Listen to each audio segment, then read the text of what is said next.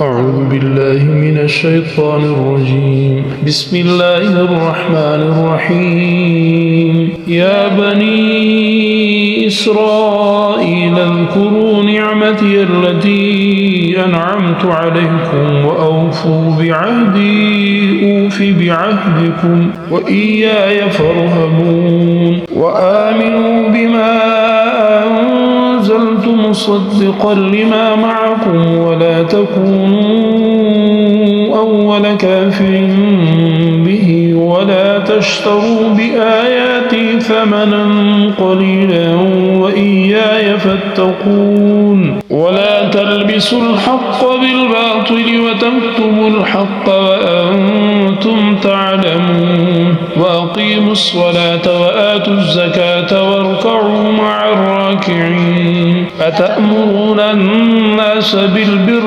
وتنسون أنفسكم وأنتم تتلون الكتاب أفلا تعقلون واستعينوا بالصبر والصلاة وإنها لكبيرة إلا على الخاشعين الذين يظنون أنهم ملاقو ربهم وأنهم إليه راجعون. يا بني إسرائيل اذكروا نعمتي التي أنعمت عليكم وأني فضلتكم على العالمين واتقوا يوما لا تجزي نفس عن نفس شيئا ولا يقبل منها شفاعة ولا يؤخذ منها عدل ولا هم ينصرون. وإذ نجيناكم من آل فرعون يسومونكم سوء العذاب يذبحون أبناءكم ويستحيون نساءكم وفي ذلكم بلاء من ربكم عظيم. وإذ فرقنا بكم البحر فأنجيناكم وأغرقنا آل فرعون وأنتم تنظرون. وإذ وعدنا موسى 40 ليلة ثم اتخذتم العجل من بعده وأنتم ظالمون ثم عفونا عنكم من بعد ذلك لعلكم تشكرون. وإذ آتينا موسى الكتاب والفرقان لعلكم تهتدون. وإذ قال موسى لقومه يا قوم إنكم ظلمتم أنفسكم باتخاذكم العجل فتوبوا إلى بارئكم فاقتلوا أنفسكم ذلكم خير لكم عند بارئكم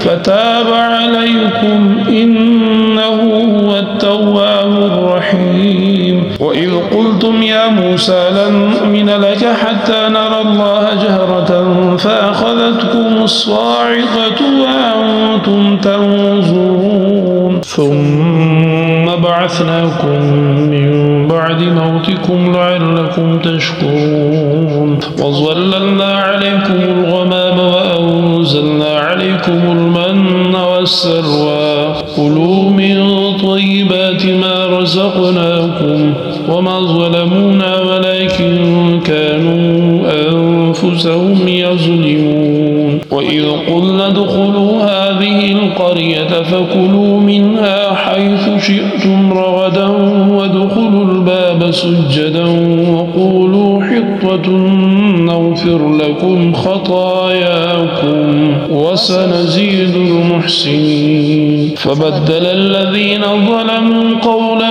غير الذي قيل لهم فأنزلنا على الذين ظلموا رجزا من السماء بما